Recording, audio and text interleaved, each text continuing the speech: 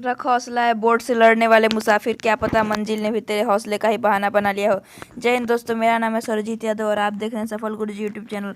दोस्तों आज की क्लास में हम पढ़ने वाले हैं दोस्तों आपका बहुविकल्पीय प्रश्न आने वाला है। ये तो आप लोग को पता ही होगा कि इस बार आपके बोर्ड के एग्जाम में 2023 बोर्ड एग्जाम में आपके MCQ प्रश्न आने वाले हैं। ठीक है दोस्तों, तो दोस्तों MCQ प्रश्न आएंगे, 20-25 MCQ रहेंगे। तो आप लोगों को सभी MCQ तैयार हो जाएगा इस वीडियो में, अगर आप देख लेते हैं तो गारंटी हमारी। तो फटाफट से वीडियो को लाइक कर दीजिए, चैनल को सब्सक्राइब कर लीजिए ऐसी वीडियोस को और देखने के लिए। हम क्लास 10 2023 यूपी बोर्ड की तैयारी अपने चैनल पर फ्री में रोज रेगुलरली वीडियो अपलोड होती रहती है करा रहे हैं। तो प्लीज़ सब्सक्राइब कर लीजिए और बेल नोटिफिकेशन को ऑन कर लीजिएगा ताकि जब भी वीडियो अपलोड करूँ सबसे पहले आपके पास नोटिफिकेशन पहुँचे। तो चलिए स्टार्ट करते हैं।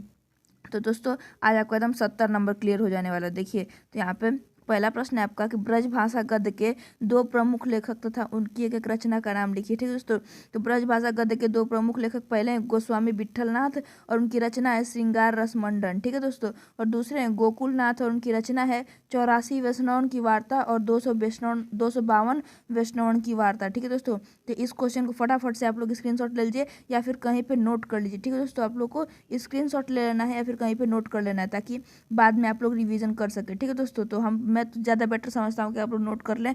फटाफट से वीडियो पॉज करके फिर अगले प्रश्न की तरफ बढ़ते हैं। तो अगला प्रश्न है हमारा कि किसी एक प्रसिद्ध आलोचक का नाम लिखिए। ठीक है दोस्तों, तो किसी एक प्रसिद्ध आलोचक, तो आचार्य रामचंद्र शुक्ल जी हमारे हिंदी के युग प्रवर्तक आलोचक हैं, यानी बहुत प्रसिद्ध आलोचक हैं आचार्य रामचंद्र शुक्ल जी। ठीक है दोस्तों, चलिए अगला प्रश्न की तरफ बढ़ते हैं और दोस्तों सभी प्रश्नों को नोट करते रहिएगा। ठीक है दोस्तों, तो हमारा अगला प्रश्न अब है कि शुक्ल युग की समय सीमा बताइए। ठीक है दोस्तों, शुक्ल युग कब से कब तक चला, शुक्ल युग की काल अवधि बताइए। ठीक है, तो शुक्ल युग की समय सीमा 1919 से 1938 ईस्वी तक मानी जाती है। ठीक है दोस्तों, यानी शुक्ल युग की समय सीमा जो है 1919 ईस्वी से 1938 ईस्वी तक मानी जाती है। फिर अगला प्रश्न हमारा कि शुक्लोत्तर युग की समय सीमा बताइए। ठीक है, यानी शुक्ल युग के पश्चात शुक्लोत्तर युग शुरू हुआ था, तो उस युग की समय सीमा बताइए, यानी काल बताइए। ठीक है दोस्तों, तो चलिए इसका देखते हैं। शुक्ल युग के पश्चात अर्थात सन 1938 ईस्वी में 1938 ईस्वी से 1947 ईस्वी तक के काल को शुक्लोत्तर काल युग कहा जाता है। ठीक है दोस्तों, शुक्लोत्तर काल कहा जाता है। काल अवधि शुक्लोत्तर युग के 1938 से 1947 ईस्वी तक है। ठीक है दोस्तों, क्लियर हो गया क्वेश्चन। चलिए अगले प्रश्न को देखते हैं। तो अगला प्रश्न है हमारा कि शुक्ल युग के दो प्रमुख लेखकों अथवा निबंधकारों के नाम लिखिए। तो शुक्ल युग के दो प्रमुख लेखक जो हैं आचार्य रामचंद्र शुक्ल तथा बाबू गुलाब राय हैं। ठीक है दोस्तों, लेखक और निबंधकार। ठीक है दोस्तों प्लीज़ वीडियो जरूर लाइक कर लीजिएगा और चैनल पर नए चैनल को सब्सक्राइब जरूर कर लीजिएगा दोस्तों, क्योंकि हम रोज़ अपने चैनल पर तैयारी करा रहे हैं तो उसका बेनिफिट लेने के लिए आपको चैनल को सब्सक्राइब कर लेना होगा। ठीक है दोस्तों, चलिए अगले प्रश्न को देखते हैं। तो अगला प्रश्न है हमारा कि रानी केतकी की कहानी और कलम का सिपाही के लेखकों के नाम लिखिए। ठीक है दोस्तों, तो रानी केतकी कहानी के लेखक का जो नाम है वो है मुंशी इंसाअल्लाह खां। ठीक है, मुंशी इंसाअल्लाह खां ने इस कहानी को लिखा है, रानी केतकी की कहानी। और कलम के सिपाही के लेखक जो है अमृत राय हैं। ठीक है दोस्तों, कलम का सिपाही जो है प्रेमचंद जी की जीवनी है। ठीक है, तो अमृत राय इसके लेखक हैं। आप लोग ध्यान एक बार पढ़ लीजिएगा। ठीक है, और नोट करते रहिएगा सभी प्रश्नों को, मैं बार बार बोल रहा हूँ। देखिए अगला प्रश्न हमारा कि जयशंकर प्रसाद के दो ऐतिहासिक नाटकों का नाम उल्लेख कीजिए। ठीक है दोस्तों, तो ऐतिहासिक नाटक कौन है जयशंकर प्रसाद के? चंद्रगुप्त, स्कंदगुप्त, ये दो प्रमुख ऐतिहासिक नाटक है जयशंकर प्रसाद के। तो आप लोग याद कर लीजिए, च से चंद्रगुप्त और आधा स से स्कंदगुप्त, चंद्रगुप्त स्कंदगुप्त, एकदम सरल है, आप लोग इसे याद कर लीजिएगा। ठीक है दोस्तों, चलिए अगले प्रश्न को देखते हैं। तो अगला प्रश्न है हमारा कि हिंदी के प्रथम नाटक और उनके नाटककार का नाम लिखिए। ये प्रश्न मैंने एक और वीडियो में बताया हुआ है। तो हिंदी के प्रथम नाटक का नाम नहुस है। ठीक है, और इसकी जिनका रचना गोपाल चंद गिरधर दास जी ने किया है और ये भारतेंदु हरिश्चंद्र के पिता हैं। ठीक है दोस्तों, ठीक है, चलिए अगला प्रश्न को देखते हैं। अगला प्रश्न हमारा कि हिंदी का प्रथम मौलिक उपन्यास और लेखक का नाम उल्लेख कीजिए। ठीक है दोस्तों, हिंदी के प्रथम मौलिक उपन्यास और लेखक के नाम उल्लेख कीजिए। तो प्रथम मौलिक उपन्यास है परीक्षा गुरु। ठीक है दोस्तों, और लेखक इसके श्रीनिवास दास जी हैं। ठीक है दोस्तों प्लीज़ वीडियो को लाइक जरूर कर लीजिएगा। ठीक है दोस्तों, प्लीज़ भूलिएगा नहीं, लाइक जरूर कर लेना है वीडियो को और सब्सक्राइब कर लेना है चैनल पर नए हैं तो। चलिए अब अगला प्रश्न देखते हैं कि अज्ञेय की किसी एक रचना का नाम लिखिए। यानी अज्ञेय कौन है? सच्चिदानंद हीरानंद वात्स्यायन अज्ञेय। तो शेखर एक जीवन दो भाग उपन्यास विधा। ठीक है दोस्तों, रचना तो देखिए इसमें शेखर है एक जीवन दो भाग उपन्यास विधा, यानी एक जीवन जो है ये 2 भाग में कहानी है, ठीक है दोस्तों, उपन्यास है। इसको आप लोग को मतलब ये एक शेखर अलग है, एक जीवन अलग है और उपन्यास अलग है, ठीक है दोस्तों। तो आप लोग इसे ध्यान रख लीजिए, ठीक है दोस्तों। यहाँ पर देखिए फिर है, कलम का सिपाही किस साहित्यकार की जीवनी है। तो कलम का सिपाही जो है हिंदी के प्रमुख कहानीकार उपन्यासकार प्रेमचंद की जीवनी है। मैंने अभी आपको पिछले क्वेश्चन में बताया था, ठीक है दोस्तों। इसके लेखक जो हैं अमृत राय हैं, ठीक है दोस्तों। जीवनी प्रेमचंद की और लेखक अमृत राय है, इसमें कंफ्यूज नहीं होना है, ठीक है। अगला प्रश्न हमारा कि धर्मयुग के संपादक के नाम बताइए, ठीक है दोस्तों। तो धर्मयुग के संपादक हैं डॉक्टर धर्मवीर भारती, ठीक है, एकदम अच्छे से याद कर लीजिएगा से। फिर अगला प्रश्न है कि आवारा मसीहा किस विधा की रचना है। तो आवारा मसीहा जो है जीवनी विधा की रचना है और इसके लेखक राहुल सांकृत्यायन है, शायद कंफर्म नहीं हूँ मैं, लेकिन हो सकते हैं वही है, ठीक है। फिर किन्नर देश में रचना किस विधा पर आधारित है। तो किन्नर देश में रचना जो है यात्रा विधा पर आधारित है। फिर अगला है कि किन्नर देश में कृति के लेखक का नाम लिखिए। तो किन्नर देश में कृति के लेखक है राहुल सांकृत्यायन, ठीक है दोस्तों। इसका देख लीजिएगा आप लोग, ठीक है। आवार मसीहा का एक बार देख लीजिएगा, राहुल सांकृत्यायन ही होने चाहिए, ठीक है। तो मैं कंफर्म करके कमेंट में पिन कर दूंगा कि कौन है, ठीक है दोस्तों। फिर है कि लद्दाख की यात्रा किस विधा पर आधारित है। तो लद्दाख की यात्रा विधा पर आधारित है, ठीक है दोस्तों। फिर अगला प्रश्न है आपका कि क्या भूलूं क्या याद करूं किस विधा पर आधारित है, ठीक है दोस्तों। तो आत्मकथा विधा पर आधारित। और क्या भूलूं क्या याद करूं के लेखक जो हैं हरिवंश राय बच्चन जी हैं, ठीक है दोस्तों। हरिवंश राय बच्चन जी, अमिताभ बच्चन के पिताजी, ठीक है दोस्तों, हरिवंश राय बच्चन जी हैं, ठीक है। अगला चलिए, जो अमिताभ बच्चन जो बॉलीवुड वाले हैं वही, ठीक है। फिर देखिए कि देश पत्रिका के संपादक का नाम लिखिए, ठीक है दोस्तों। तो देश पत्रिका के वर्तमान संपादक हर्ष दत्ता हैं, ठीक है दोस्तों।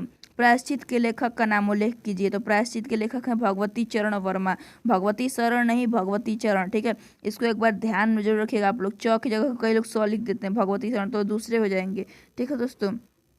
फिर आपसे एक प्रश्न पूछता है कि शुक्लोत्तर की किन्हीं की हिंदी पत्रिका किसी एक संपादक का नाम लिखिए, या फिर शुक्ल युग की किसी एक पत्रिका का नाम लिखिए। तो शुक्ल युग के हिंदी की पत्रिका किसी एक संपादक का नाम लिखिए पूछेगा तो आप राजेंद्र अवस्थी जी का लिखेंगे, और पत्रिका पूछेगा तो कादम्बिनी पत्रिका लिख देंगे, या फिर बहुत पत्रिका है, विनय पत्रिका, ये सब बहुत है, ठीक है दोस्तों, उसे आप लोग देख लीजिएगा, ठीक है। फिर अगला है कि चतुर चंचला कृति के लेखक का नाम लिखिए। तो बाबू गोपाल राम जो है गहमरी चतुर चंचला कृति के लेखक है, ठीक है दोस्तों। फिर अगला है हमारा प्रश्न कि तुम चंदन हम पानी कृति के लेखक का नाम लिखिए। तो ये संत रैदास जी हैं, आपका चैप्टर में दिया भी हुआ है, कविता जिधर दोहा दिया है सब, उसमें फर्स्ट चैप्टर ही है कि प्रभु तुम चंदन हम पानी वाला चैप्टर है, संत रैदास जी इसके रचयिता हैं। तो इसके लेखक जो है संत रैदास जी हैं, ठीक है। फिर यहाँ पे प्रतिध्वनि कृति के लेखक का नाम लिखिए। तो जयशंकर प्रसाद जो है प्रतिध्वनि कृति के लेखक हैं। दोस्तों प्लीज़ वीडियो को लाइक जरूर कर लीजिएगा, ठीक है दोस्तों। चलिए अगले प्रश्न की तरफ अपने बढ़ते हैं। तो अगला प्रश्न है हमारा कि कलम का सिपाही किस विधा की रचना है। देखिए तो कलम की सिपाही जो है उपन्यास विधा की रचना है, इसमें भी लोग कंफ्यूज होते हैं। कलम का सिपाही जो है ना जयशंकर प्रसाद की जीवनी है, ठीक है, जयशंकर प्रसाद की जीवनी है, लेकिन इसकी रचना जो है वो उपन्यास विधा में की गई है, ठीक है। तो कुछ जीवनी विधा नहीं लिखना है, उपन्यास विधा की रचना है, ठीक है दोस्तों। इसमें कंफ्यूज हो जाते हैं कई लोग, तो इसे आप लोग कलम का सिपाही वाला मैटर एक बार ध्यान से पढ़ लीजिएगा आप लोग अपने से, ठीक है दोस्तों। किसी एक गद्य गीत लेखक का नाम लिखिए। तो राय कृष्ण दास जो है एक गद्य गीत लेखक हैं, ठीक है दोस्तों। चलिए अगले प्रश्न को देखते हैं। और दोस्तों हमारी वीडियो आपको कैसी लग रही है प्लीज़ कमेंट में ज़रूर बताइएगा। फिर देखिए दोस्तों कि गिरती दीवारें किस विधा की रचना है। तो गिरती दीवारें जो है नाटक विधा की रचना है, ठीक है दोस्तों। फिर अगला है कि द्विवेदी युग के 3 प्रसिद्ध उपन्यासकारों के नाम लिखिए। तो 3 के जगह पर आप लोग एक पूछ सकता है, कोई भी आपको बहुविकल्पी हम देगा तो कोई एक ही देगा। तो प्रेमचंद, वृंदावन लाल वर्मा और किशोरी लाल गोस्वामी 3 जो हैं प्रसिद्ध उपन्यासकार हैं द्विवेदी युग के, ठीक है दोस्तों। इसे आप लोग ध्यान से पढ़ लीजिएगा, और नोट कर रहे हैं आप लोग ना, नोट करते रहिएगा जरूर, ठीक है। चलिए अगला प्रश्न हमारा कि हिंदी के प्रमुख संस्मरण लेखकों के नाम लिखिए। या फिर ऐसे पूछ सकता है कि हिंदी के 2 संस्मरण लेखकों के नाम लिखिए, या फिर किसी एक संस्मरण लेखक का नाम लिखिए। ये देखिए ये प्रश्न ज़्यादा पूछा हुआ है, 14, 15, 17, 18, 19। तो देखिए यहाँ पे इतने सारे संस्मरण लेखक हैं, किसी का भी आप लोग को लिख देना है। तो बनारसी दास चतुर्वेदी, पद्म सिंह शर्मा, कन्हैया लाल मिश्र प्रभाकर और श्रीनारायण चतुर्वेदी आदि हिंदी के प्रमुख संस्मरण लेखक है, ठीक है दोस्तों। ये कन्हैया लाल मिश्र प्रभाकर जी एक ही नाम है, ठीक है दोस्तों, कन्हैया लाल मिश्र का ही नाम है, प्रभाकर उपनाम है इनका, ठीक है दोस्तों। चलिए अगला प्रश्न देखते हैं।